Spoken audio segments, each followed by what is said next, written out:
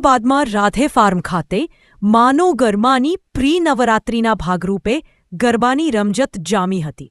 Ahmedabad Gandhinagar highway પર સ્થિત Shri Radhe farm ખાતે 22 સપ્ટેમ્બરથી 1 ઓક્ટોબર સુધી 10 દિવસીય માનો ગરબો 2025નો ભવ્ય ઉત્સવ યોજાશે. આ વર્ષે કાર્યક્રમ વધુ વિશાળ સ્તરે યોજાઈ રહ્યો છે, જ્યાં દરરોજ 7,000થી વધુ ખેલૈયાઓ પરંપરાગત ગરબાના તાળે ઝૂમશે અને કુલ 75,000થી વધુ લોકો આ મહોત્સવનો લાભ લેશે, જેને અનુલક્ષીને પ્રી નવરાત્રિનું આયોજન કરાયું હતું, જેમાં મુખ્ય મહેમાન તરીકે મનોજ અગ્રવાલ, ડીજી ક્રાઇમ અને રેલ, પાયલબેન કુકરાણી, ધારાસભ્ય રીટાબેન પટેલ, બાબુલાલ જમનાદાસ પટેલ, સોનાલીબેન યુરેનભાઈ ઉપસ્થિત રહ્યા હતા. માનો ગરબોના આયોજકો મહર્ષિ ગોપાલભાઈ, ગોપાલભાઈ અરવિંદભાઈ પટેલ, દીપ કનોભાઈ પટેલ અને પૂજા દલાલ ધોળકિયાએ તેમનો અભિવાદન કર્યું હતું. આ ગરબાની ખાસિયત એ છે કે અહીં ખાસ મંડળી ગરબાનું પણ આયોજન કરાયું છે. 10 દિવસ 10 કલાકારોની સાથે ટ્રેડિશનલ ગરબાની રમઝટ બાદ ખાસ મંડળી ગરબાનું આયોજન કરાયું છે. આ વર્ષે ગરબા સ્થળે પ્રથમવાર ફલી માર્કેટનું પણ આયોજન થશે, જેનું નામ છે શાંકડી શેરી. પટેલ મહર્ષિ ગોપાલભાઈ, હું નીલાંબુજ મંડપમ પ્રાઇવેટ લિમિટેડનો ડાયરેક્ટર છું અને આ વર્ષે આપણે માના ગરબાનું આયોજન પ્રથમ ચરણમાં કરી રહ્યા છે. બાળગામ ખાતે, જે અમદાવાદ ગાંધીનગરથી 10 મિનિટના અંતરે છે, તેમ છતાંય અને આ આયોજન એવા હેતુથી કરીએ છીએ કે આબાલ વૃદ્ધ સૌ કોઈ, નાના બાળક 5 વર્ષથી લઈને વડીલ સુધી અહીંયા આયોજનનો ભાગ લઈ શકે છે. એના માટે આપણે નગરીનું આયોજન કર્યું છે.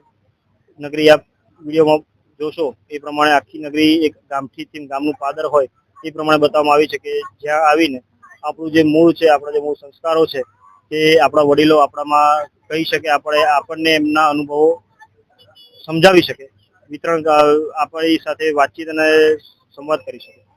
ખાસ કરીને આજે આયોજન કરવામાં પ્રી નવરાત્રી કોણ કોણ ઉપસ્થિત રહ્યા, આવનાર સમયમાં તમારી સેફટી અને જે કાર્યક્રમ રહેવાનો છે કઈ રીતે? આજની પ્રી નવરાત્રીની અંદર આ પ્રી નવરાત્રી અમે નહીં કહીએ, પણ અમે આપણા સાથી મિત્રોની નવરાત્રી કહીશું કે જે આવતીકાલે 20-21 થી લઈને નવરાત્રીનો દશેરા સુધી જે નવરાત્રીના દિવસો ચાલી રહ્યા છે, એમાં બંદોબસ્તમાં ભાગરૂપે ઊભા રહે છે. તે લોકો માટે આપણે આજનું આયોજન કર્યું છે. તેમના પરિવાર માટે આજનું આયોજન કર્યું છે કે જેમાં પોલીસ કર્મીઓ આવી ગયા, ફાયર કર્મીઓ આવી ગયા, હોમગાર્ડ કર્મીઓ આવી ગયા. એ બધાના પરિવાર માટે આપણે આયોજન કર્યું છે. એટલે એ લોકો બંદોબસ્તમાં જાય તેની પહેલા એક નવરાત્રી, એક દિવસ, એક રાત તો એમના પરિવાર સાથે માતાજીના નામે ગરબે ઘૂમી શકે. ખાસ કરીને કોણ આજે ઉપસ્થિત રહ્યું હતું અને જે ફાયર સેફટી અને જે પોલીસની ગાઈડલાઈન છે તે મુજબ આપની કઈ રીતના વ્યવસ્થા કરવામાં આવી છે? આજે શ્રી મનોજભાઈ અગ્રવાલ સાહેબ ઉપસ્થિત રહ્યા હતા, જે ડીજી છે ક્રાઇમ અને રેલવેઝના. અને ફાયર અને સેફટીમાં એ રીતનું છે કે આપણે એક એન્ટ્રન્સ છે, 2 એક્ઝિટ છે અને 6 ઇમરજન્સી ગેટ છે. અને 6 ઇમરજન્સી ગેટ્સ ઉપર આપણે ફાયર એક્સટિંગ્યુશર મૂકેલા છે કે એમને ડાયરેક્ટ ગ્રાઉન્ડ સુધીની અવેલેબિલિટી થાય એ રીતનો પેસેજ છે. ફાયર સેફટીમાં 60થી પણ વધારે ફાયર એક્સટિંગ્યુશર બાટલાને એવું છે. એમનું સેફટીનું ગાઈડલાઈન જોવા જઈએ તો આપણે 100-200થી વધારે સિક્યુરિટી ગાર્ડ્સને એમનું આયોજન કરેલ છે, એમનું વ્યવસ્થા કરેલ છે, જેમાં 80 જેવા બાઉન્સર્સ છે, 40 કે 45 જેવા ફિમેલ બાઉન્સર્સ છે અને બાકીના સિક્યુરિટી ગાર્ડ છે.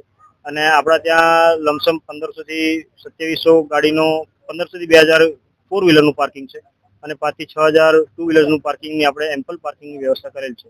ખાસ કરીને મેડિકલની વાત કરવામાં આવે તો મેડિકલની રીતે કઈ રીતે દોડવામાં આવ્યું છે અને 12 વાગ્યા પછી જે ગાઈડલાઈન પોલીસ છે એના પછીનો શું નવરાત્રી ચાલુ રાખવા માટેના કોઈ પ્રયાસ તમારા તરફથી કરવામાં આવ્યો?